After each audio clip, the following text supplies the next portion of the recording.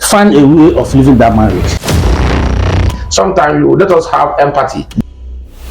She should go back to her parents. You better return to poverty and have your life and have your head above your neck. If you discover that you are no longer safe, walk away from the marriage and at least maintain your peace.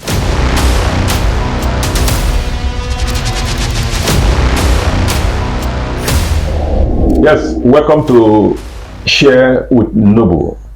Today we have a story that will interest you, and the lady who told the story wants help. So at the end of the story, there are panelists, there are people that are going to actually talk on the issues at hand, but more importantly, at the end of the day, we want your contribution. Now, here is the story.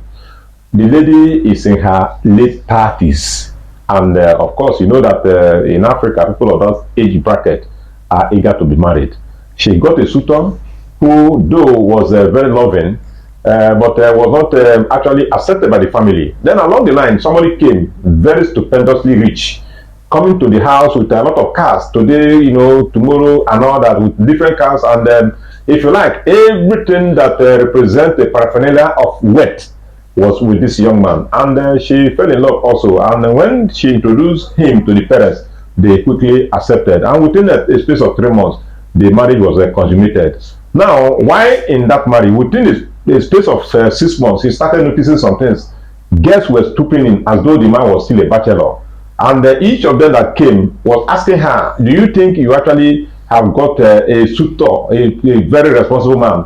I tell you, your husband, this your husband is not actually a man to be trusted. And she kept wondering until a time came when the man actually started actually manifesting those things that those guests were telling her about. Number one, the man never wanted her again to move with all those exotic cars that she used to be used to, before they got married. The man banned her from accepting her relations in the house, and the man banned her from enjoying some of the things that actually attracted her to the man. And most importantly, the man said the woman should remain without any business, except the one he offers. Now, the problem is, if she remains in this marriage without anything, that is, no income of her own, no enjoyment as she used to have it, no relations coming to the house, and all that, with all the information she has been getting from the people that have been coming to her, what is her future? She doesn't know. Okay, apart from not being sure of her future in that marriage, this man also beats her regularly, makes her a punching bag, as it were. And now she's asking a question: do I remain in this marriage, this relationship, or should I just stroll away? Or what else do you want me to do for me to have my peace? That question is for you. Even though there are some people who are here now to answer and give us their own perspective. And of course, I have on my right Dr. Chidi Peters. Thank you very much. Yeah, welcome to the program. It's my pleasure. And Comrade Ike Ojoma. Monday. Yes, you're welcome to the program. I know this is your special area.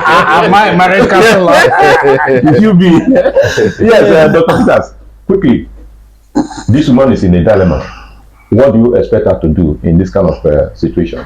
I don't know that you're once a teacher, because your explanation is so explicit that you begin to wish that Omilo will continue without hesitation and what Gray will call clanger. But it's very unfortunate that the girl found herself in this state where she is now, just because of her desire, because the parents are so desirous to see her have material gains in the name of marriage. Because from your explanation, she has been with a guy who is, who is poor, per se, and who she presumed, that she's in love with, but the guy, the financial capacity is zero, until she was pushed into the marriage to marry someone who is wealthy. She was looking at that wealth, not the marriage itself. And the parents were also looking at the gain they can get from the man, not per se that the girl loves the guy they prescribed to her. And again, she also landing herself into more serious trouble, more murky waters, to marry a man whom she doesn't even know the business he does, to marry a man who have ladies fluctuating into the house, not minding that he's married, and he presumes himself to be a bachelor. And again, one to lead to another, turning the girl to a punching bag, one to lead to another, banning the family from coming. That really shows that they are not meant to be in the first place. And now that she find herself in this situation, will now begin to look at the possibility of how she get out of it. Life have no duplicate. It's better we sit and we are talking about it when we are alive. You don't know tomorrow what's going to happen, where it's going to hit her tomorrow, where it's going to push her to, and maybe she'll hit her head against the stone or against the ties or against iron or whatever, and they say she's dead, and the family will gather, apologize, and she's buried. And of course, he that is dead is dead. You can't say anything about it. So now, if she doesn't have elders of the guy to complain to, because you must have elders to complain to me, it's better she get out of the marriage, and you know, she's still young, there are no babies involved. Get out of the marriage and look forward to a better suitor and a better future herself, instead of staying in a marriage that is catastrophic, that could be disastrous, that could be so you know, cause colossal damage to her and her future. So for now, she can begin to make plans to meet with the elders of the boy to complain on what is going on, and of course report back to her family and see possible ways of putting the marriage and ensuring she have a peace. That's my own submission. So, Comrade Ojoma, if she leaves the marriage, she will be walking into poverty, as it were, because she walked out of a young man that, yes, was in love, but not with a corresponding wealth to show for it. Now, she walks out of this marriage that has actually proved to be with somebody that people will say, yes, is a man of affluence. Now, do you subscribe to her leaving the marriage and walking into poverty or uncertainty? There is no two ways about that. She either leaves the marriage willingly or unwillingly, and unwillingly might be in debt. So the earlier she leaves the marriage, the better, because if a husband is cheating, if a husband is not taking care of you, if a husband is not taking care of your family, if a husband restricts you from doing other things, restricts your movement, it's far better than when the husband is beating you. It's physical abuse. We have heard of cases where husbands beat their wife to death. Let that not be her case. She's still alive now, explaining her audience. The earlier the better. And again, there's a danger, because experience have shown, and experience and research have shown, that most 90% of men beaters are possessive. They are kind of very jealous husbands. That even if she decides to leave the husband, the man might trace her to wherever she is and take possession of her again forcefully. So it's better she leaves the environment. And this, it's a good thing. I don't think she has any child already from that marriage, because it says within 6 years. She can leave the environment. 6 months. I mean, she can leave the environment, go to another place and settle. So where the man cannot locate her easily. Preferably, like my friend Dr. Peters always say, she go to her maternal home where they are very accommodating. Because even if she goes to her parents who are not aware of what she's passing through, who in the first place force her into this marriage, pressurize her into this marriage, they will not welcome her back. They may not welcome her back. They may think she's just giving that as flimsy excuse. So the best thing for her is relocate from that environment, so that where the man cannot reach you. If she has the funds, she has the finances, she can go abroad, go to any of this. Even if she do not have the resources to go to Europe, she can go outside the outside the shores of this country. There are some community towns in this country that she can go to. The man may not locate her again. Change her way of life, if possible. Change her pattern of life. Okay, Dr. Peters, you know, one of the problems that she encountered early in this relationship is the fact that the former girlfriends to this young man were coming regularly to mock her and ask her some funny questions that she later realized that were actually true of the man that was actually married to her or something. Do you see this problem she's encountering coming from a relationship that bothers on people keeping their former ex or their ex, you know, still in their relationship at home? What I mean by that is all these young girls that were coming to meet and embarrass this girl were people that were actually girlfriends to this young man, and the man allows them to come to his house to actually either influence the girl or somehow to discourage her. So do you see this kind of scenario? Now, first of all, you talked about if she quit the marriage, whether she will turn back to poverty. It better you turn to poverty and have your life and have your head above your neck than you go to riches and have yourself 6 feet below. So if saving her life will bring her to poverty, she must start from somewhere. In life, we must have a history. They said that there's no star without a scar. So you must have a scar for you to be a star. So she should not see going back to her original status as a death sentence. It is not. Like I say, if you become too much that your parent cannot accommodate you, go to a maternal home and go and stay. Maternal home is where every child will have more safety, will be more safe. Then bringing it down to people keeping their ex-girlfriends. If you are dating a girl and suddenly you left her to go and marry another person, and the girl keep dating you, that means they have no future. That means she has no plan. That means she have no vision. That means she have no destiny.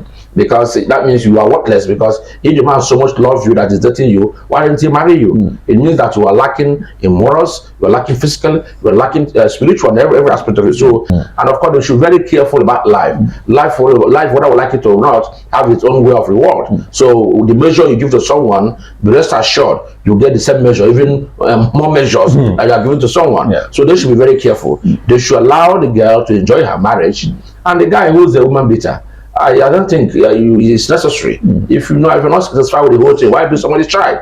Sometimes you let us have empathy. If I were the person to be beaten, or my daughter were to be beaten, or to be made a punching bag, the way it made somebody's daughter, let's have that empathy. Of course, that will also enable us to shape our way of thinking, to shape our mode. So the girl should give the girl a chance to enjoy her marriage, whereby it's unbearable. I appeal to this woman to quietly, gently, peacefully, harmoniously put a divorce. That's if they have court marriage. If you don't have court marriage, she should go back to her parents or to her parent and let them do the customary rights and let her move away. After all, that 8 years, as you said, she still has a lot of chances to remarry.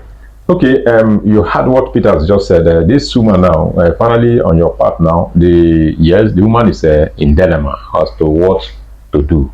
Finally, what do you expect her to do now, because he's listening to us? Yeah, what you expect her to do is simple.